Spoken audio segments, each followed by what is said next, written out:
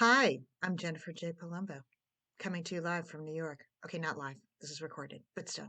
Um, so today I want to talk to you about something that's discussed a good amount, um, but I'm hoping today to kind of bring some new insight to it. And that is when you go through infertility, there are things that you didn't realize or didn't know at the beginning that you know after years of being a IVF warrior. And that was definitely the case for me. And some of it's, I think, somewhat obvious, but some of it not so much.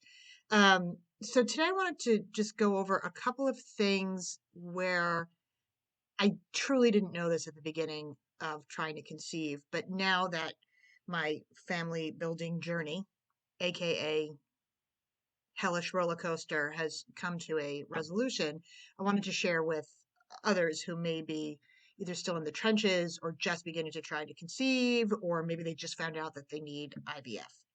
So, one of the biggest things that I want to make sure you know, and and and again, this one may be obvious, but I still think it's worth mentioning, and that is you don't have to be Susie Sunshine all of the time. Um, Granted, your hormones kind of compromise your mood in general, and even maybe how you react to things. But there's so many people I've talked to who, you know, they see maybe a pregnancy announcement or they get invited to a baby shower, and they have, I'm going to say, dark or negative or sardonic thoughts. And they all of a sudden are like, well, I'm a really bad person. I'm mean, I'm a bitch, I'm horrible, I'm this, I'm that. And you're not doing anything to anybody. You are not um, wishing the person ill will, or even if you are, you don't, when you really get to the bottom of it, mean it. Or even if you do, you're still not doing anything to that person. Thoughts are thoughts, feelings are not facts. It's okay to have dark thoughts or mean feelings or even think things or just be disgruntled, as long as you don't act on them. But I think people judge themselves too harshly when they're like, that bitch got pregnant again. And I'm sure when I said that, some of you are like, oh, yeah, I've been there. We all have that fertile friend or fertile relative who you're like, Jesus, they weren't even trying and they're on their third kid. And you feel poopy about it. And that's okay. You are not an awful person for one negative thought. And in a way, I personally encourage you to be comfortable with those thoughts. Feel them, get them out, acknowledge them, and then move on. But you don't have to think everything perfectly. You don't have to be the nicest person for everything. You don't have to judge yourself if you are not doing the cartwheel for someone else. It's human, it's natural, it's okay. So that's one thing. The other thing I firmly believe is there's you, who you are as a person, who you've been for years. And then there's like an infertility version of you, which I firmly believe when I used to train patient care uh, coordinators or advocates or even front desk people at fertility clinics, the thing I would always say is please understand that whoever you're talking to is not actually the best possible version of themselves. It is a hormonally contrived, emotionally strained individual. And you have to take that into account when dealing with someone, including yourself. I'm a pretty social, outgoing, jokey, funny, optimistic person. When I was going through fertility treatment, not so much. I was not social. I didn't want to see people. I didn't even want to see myself. I avoided social situations. I saw everything with a very negative lens. And again, like once my fertility journey kind of started to resolve, I felt like I started to come back again. And I think whether you're interacting with the fertility community whether it's just you kind of navigating your own self, your own feelings, your own needs. I think it really is important to understand and acknowledge that you may, in general, not be exactly who you are. And I would encourage you to even kind of explain that to friends and family who are aware of your fertility situation. I always remember this one woman I met. She was introduced to me. Someone was like, "Oh, here, meet this person. Maybe you can offer her some advice." She was just starting fertility journey, and she literally was getting a retrieval the next morning. This is the first time I've ever met her. So obviously her ovaries are bloated, filled with follicles. And I remember we were having like a perfectly lovely conversation, and I asked her a question that was something like, I don't know, are you using Menopur? And she snapped at me. She was like, no, because I have a genetic issue. And she like really screamed at me. And my first thought was like, whoa, lady, slow down. And then my next thought was exactly what I'm saying. I'm not really meeting her. I'm meeting a very hormonally charged woman who's waiting for her eggs to be retrieved literally tomorrow. And I need to be cool with that and understand that and empathetic. And so that is definitely something I understand better now than I did then. The next one is, and this one I firmly believe, but I'm sure this is not one of the more obvious ones. There's so many trigger warnings now, which I support.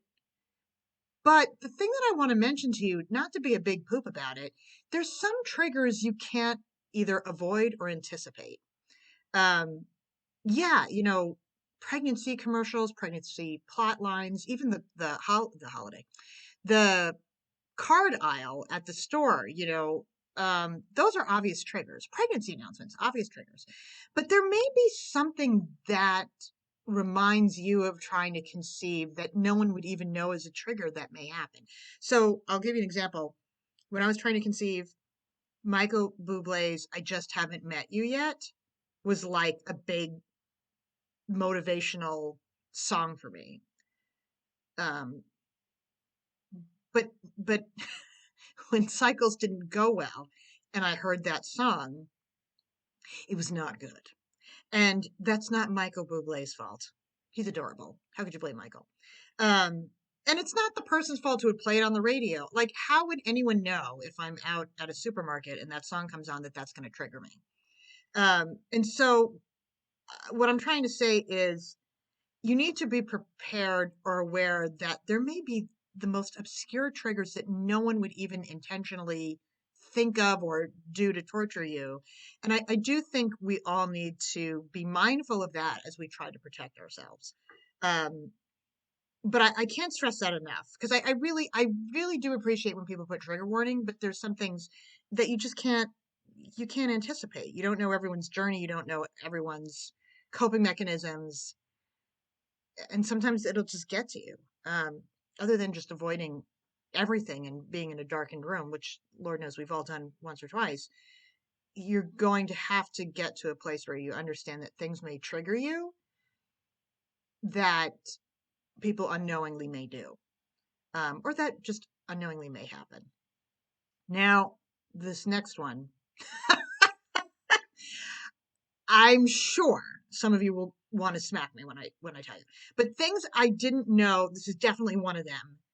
In the beginning of my journey, was that the first IVF isn't always successful.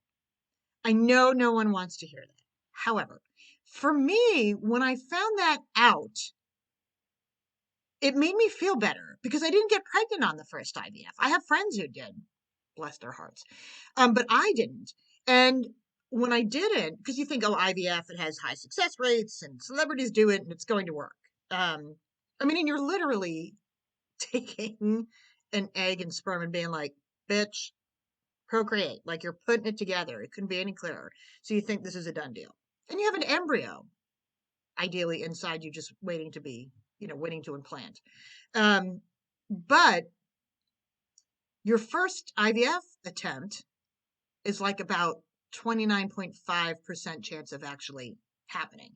And the more you, believe it or not, do IVF, the success can kind of go up. So according to one study, the chance of having a baby jumps up to 65% by your sixth attempt. I find that hilarious because who the hell wants to do 6 IVFs? But that's what studies show. This one was done in JAMA.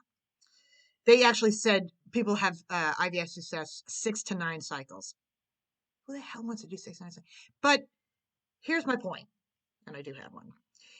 If you do IVF and you don't get pregnant, you're statistically on par. And that made me feel better. For me, it took 3 IVFs before I achieved a healthy, successful pregnancy. For some people, it's different.